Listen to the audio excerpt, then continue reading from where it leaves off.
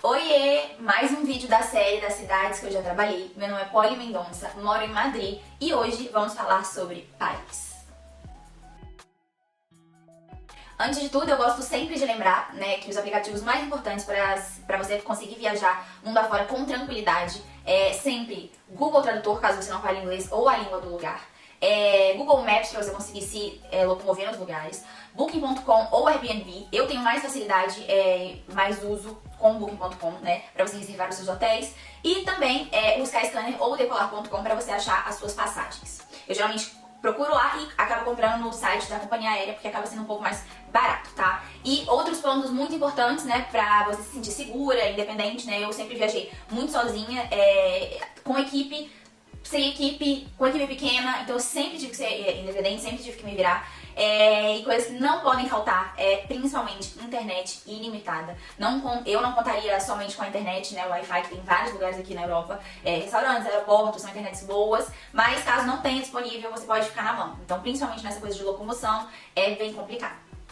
Segundo ponto, reservar sempre o que você for fazer na cidade, Restaurantes principalmente e passeios, enfim. Aqui funciona basicamente tudo sobre reserva e dificilmente você vai conseguir uma mesa de última hora em um restaurante se você não tiver reserva. Você pode fazer reserva ou ligando lá, ou caso você tenha dificuldade de falar no telefone naquela língua, ou inglês ou na língua do lugar, tem o Instagram do restaurante, do lugar, geralmente tem sempre o site para você fazer reserva e é super fácil, então faça isso com antecedência.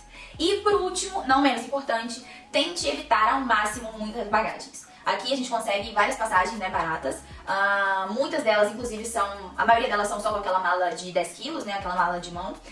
Algumas delas são apenas com a sua bolsa mesmo, sem a mala de mão, depende da passagem que você for comprar, mas bagagem despachada costuma ser muito mais caro e muito mais difícil, costuma tardar muito mais, principalmente quando você quer fazer uma viagem que seja talvez mais rápida ou talvez mais barata, enfim, que seja mais fácil, Geralmente pra você curtir os lugares, assim, por mais que na maioria das vezes eu estou trabalhando, eu sempre tento facilitar ao máximo e se eu tivesse indo só ao lazer também, seria a minha opção, tá? Paris, a cidade das luzes, a capital da França, é um polo mundial da moda, da gastronomia, da arte e da cultura. A sua paisagem urbana do século XIX, atravessada por amplas avenidas e pelo rio Sena.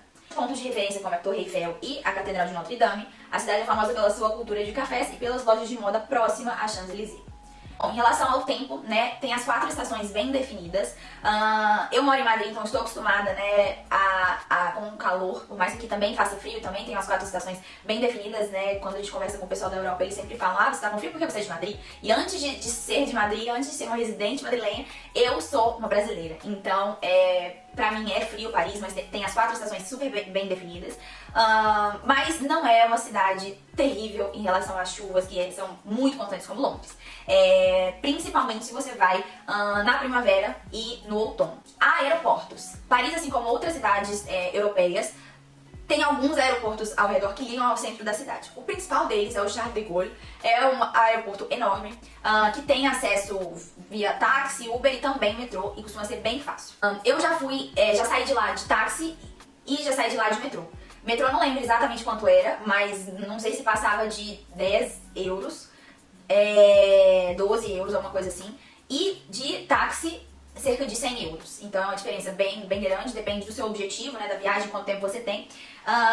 E vale a pena administrar. Lembrando que os metrôs aqui na Europa geralmente são muito bons, principalmente os que têm a linha dos aeroportos para cidades. Não só aqui na Europa, Estados Unidos também, só no Brasil realmente que é uma coisa à parte. Transporte. Lá em Paris eles têm Uber, eles têm Bolt, que é como se fosse o Uber aqui, tem algumas cidades, funciona super bem em Lisboa, funciona super bem aqui em Madrid. No início dava uns descontos gigantescos, tem lá e funcionam super bem. Tem táxi, tem metrô, o metrô é bem legal, tem uma linha ampla, então eu senti falta para alguns lugares que a gente foi, mas não é ruim. E tem ônibus também. Eu evitaria ao máximo ônibus, porque às vezes que a gente tava lá e precisamos de ônibus, a gente ficou muito na mão, porque a gente tava trabalhando, a gente precisava de ir pra outra locação.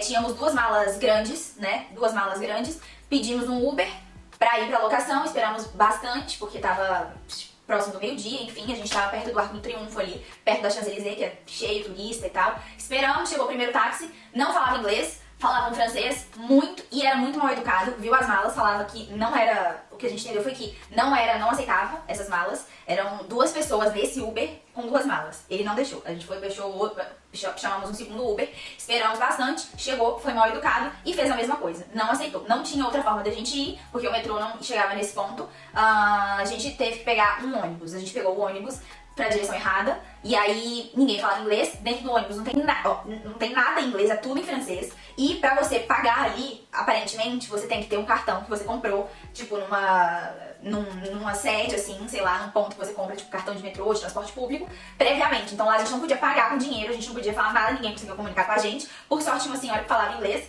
e basicamente ela falou que a gente não precisava pagar, então a gente não pagou. A gente saiu, porque a gente tava no lugar errado, voltamos pro outro lado pra pegar o ônibus na direção correta, foi a mesma novela, não conseguimos nada, também não pagamos o ônibus, o motorista, ninguém conseguia ajudar a gente, então assim, evitem ao máximo. E se vocês estiverem com muita mala, também tomem cuidado, porque vocês podem ficar na mão em relação ao Uber, tá?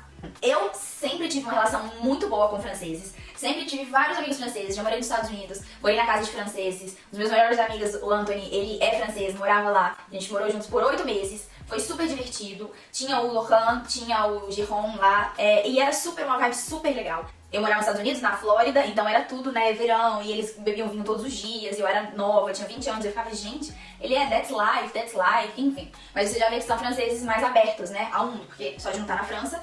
E aquele estereótipo de francês, né, sempre as pessoas falando comigo e eu sempre defendendo. Depois eu trabalhei por 3 anos numa empresa do BNP Paribas, que é um banco francês.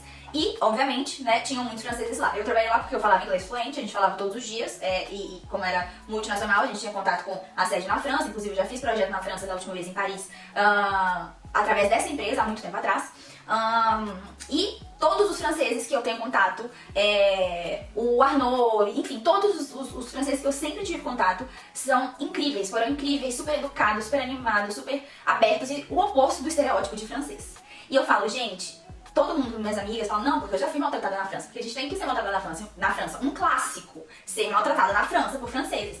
Gente, esse clássico tá fugindo de mim, nossa, eu tenho muita sorte. Já fui pra Paris, sozinha, as pessoas não foram ruins comigo, não foram assim, enfim. Até que chegamos no episódio do Uber e eles foram mais do que mal educados. E foram 2 vezes consecutivas, no meio de um dia de trabalho, a gente precisava fotografar, a previsão do tempo não tava boa, assim, pra parte da tarde, a gente precisava aproveitar a luz natural, enfim, caos, então tomem cuidado quando for a vez de vocês, tá? Lugares icônicos. Vamos começar pela clássica Torre Eiffel, a Dama de Ferro, a torre mais famosa, um dos monumentos mais famosos do mundo e a torre mais famosa de Paris. Ela ganhou esse nome por causa do engenheiro que projetou e construiu a torre, que foi o Gustave Eiffel, em 1887. Cerca de 330 metros, como se fosse uma altura de um prédio de 81 andares. E, gente, ela é absurdamente linda, ela é absurdamente gigante. Primeira vez que eu fui lá eu tive um impacto, e eu tive um impacto ainda maior quando eu fui de noite. Uma dica pra vocês, a torre ela pisca depois do pôr do sol, a cada hora, nos 5 primeiros minutos de cada hora, até 1h da manhã. Fica lindo, fica cheio de gente, então se você quer pegar, quer ver a torre piscando, se programa pra estar lá próximo desse horário. Teve uma vez que a gente teve que fotografar uma campanha e como é muito rápido, né, essa parte da piscada dela ia ser só um look, e aí a gente foi jantar e a gente deixou pra fotografar esse look na torre piscando no final. Quando a gente viu e leu essa informação, já estava próximo da última piscada, que era 1h da manhã. E a gente pegou um Uber correndo, como a gente não tava com mala, a gente não teve problema. A gente chegou lá, tipo, quando ela começou a piscar, fizemos as fotos super rápidas. Depois ela para de piscar, continua linda, mas é diferente quando ela tá piscando. Aos arredores da torre, você tem que tomar cuidado, né? Paris é uma cidade grande, é uma cidade que acontecem alguns furtos, né? Não é o Brasil, claro, mas você tem que ficar atenta, principalmente porque falam que tem pessoas ali olhando, né? Ciganas, pessoas que vêm falar com você, enfim. Então é sempre bom ficar de olho, principalmente nesses lugares turísticos e principalmente quando você tem cara de gringa.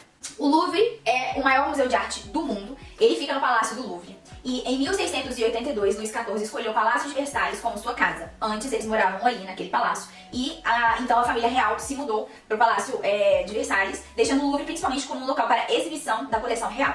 Lá no Louvre eles têm antiguidade egípcia, romana, grega, islâmica, escultura, pinturas, é realmente gigantesco.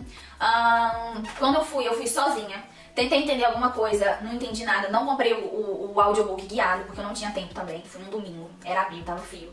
E, enfim, fui, achei o máximo, não extraí o máximo, mas acho que pra extrair o máximo do museu realmente tem que ficar dias e dias e dias. Ele é surreal, ele é maravilhoso.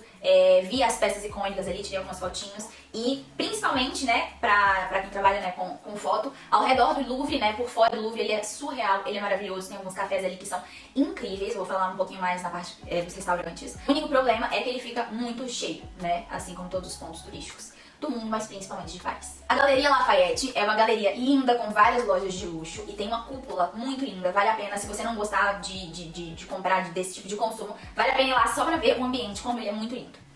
O Arco do Triunfo. O Arco do Triunfo é um monumento que fica no início da Champs-Élysées. Ele foi construído em comemoração às vitórias militares de Napoleão Bonaparte. Ele foi inaugurado em 1836 e nele tem gravados os nomes de mais de 120 batalhas e mais de 550 generais. Eu particularmente gosto muito de ficar hospedado ali próximo, porque ali tem metrô, tem táxi, tem Uber, apesar de ser muito turístico, né, você tem acesso muito fácil para sair daí. Então, eu gosto bastante de caminhar na Champs-Élysées, principalmente de noite, né, e depois voltar para o hotel que você já tá aí. Já fiquei em outras regiões, mas realmente a região que eu gosto mais de ficar hospedada é por aí.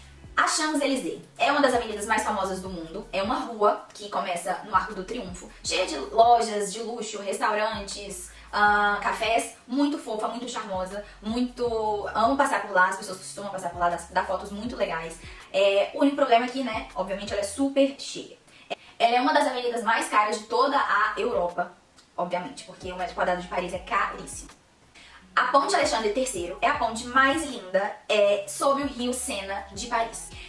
Ela tem umas esculturas de pedra e de metal, ela é super linda, você pode apreciar tanto andando, tanto indo por baixo assim do rio pra tirar foto de baixo pra cima. Já vi uma sessão de fotos de noivos ali acontecendo, a gente já tirou também fotos ali e você consegue também apreciá-la caso você esteja num passeio de barco, passando ali por baixo do rio Sena. Quem assistiu o Vikings, gente, sabe essa referência de quando eles vão invadir Paris, que eles chegam pelo rio Sena. Pegaram essa referência?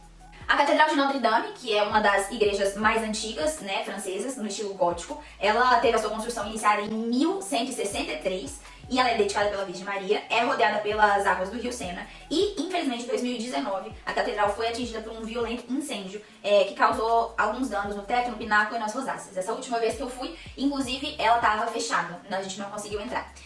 Essa catedral também foi uma das inspirações do filme Corcunda de Notre Dame, da Disney. Temos também o Jardim de Luxemburgo, que é lindíssimo. Temos a Basílica de Sacré-Cœur, que é em Montmartre, perdoa o francês, que é uma igreja católica também e que tem uma vista incrível de Paris. Temos nesse bairro de Montmartre o Moulin Rouge, né, que foi a inspiração do filme Moulin Rouge, que é um cabaré tradicional construído em 1889. Hoje acontecem alguns shows ali dentro, ele é super icônico e ele traz muito dessa ideia, né, da cidade burlesca que, principalmente nos filmes, né, o entretenimento traz pra gente quando a gente pensa em Paris. E vamos falar agora de restaurante. Vou falar um dos meus restaurantes preferidos de Paris, mas Paris tem uma infinidade de restaurantes, eu poderia ficar falando aqui eternamente. Um dos meus preferidos é o Crystal Room Baccarat, que fica dentro do Museu de Cristal Baccarat. Eu tive uma experiência lá como se fosse uma menu degustação, é uma cozinha contemporânea e é lindo, lindo, lindo, lindo. Não sei se eu gostei mais da comida, não sei se eu gostei mais dos cristais, da decoração, achei tudo fofo, bem aconchegantezinho assim. Tudo em Paris é pequenininho, né, as mesas assim, achei super, super incrível essa experiência.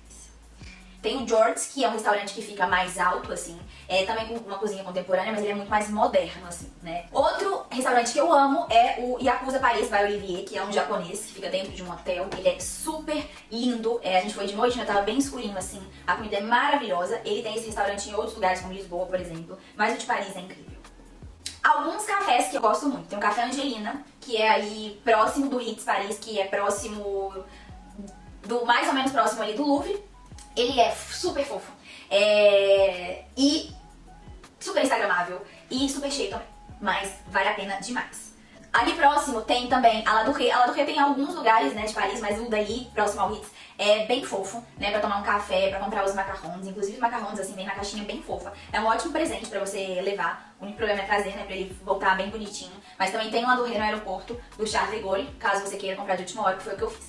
Tem o Café Molière, não sei se fala assim, mas ele fica bem ali próximo da entrada do Louvre, né? Então tem uma vista para as pirâmides, né? Dali do Louvre, super linda e vale a pena esses cafezinhos. Paris é uma cidade muito maravilhosa, ela é uma cidade mágica, é uma cidade muito cara, então pra você conseguir se divertir assim não é tão democrático, não é tão fácil, pelo menos na minha opinião. Ela realmente tem uma atmosfera diferente. Principalmente pra quem gosta de história, pra quem vê seriados assim, de coisas mais antigas, pra quem já viu Versalhes também. Não amei esse seriado, mas você lembra, assim, sabe? Você fica vendo os lugares, é realmente uma história incrível, é uma cultura incrível, é muito rica. Mas pra você conseguir viver tudo isso, ir nos cafés, desfrutar mesmo, realmente você precisa de alguns dias em Paris. Bom, e é isso. Espero que vocês tenham gostado. Se inscrevam que vamos ter mais vídeos dessa série, dessas cidades do mundo afora. Deem um like, isso ajuda muito a gente aqui. E é isso. Beijo, até o próximo.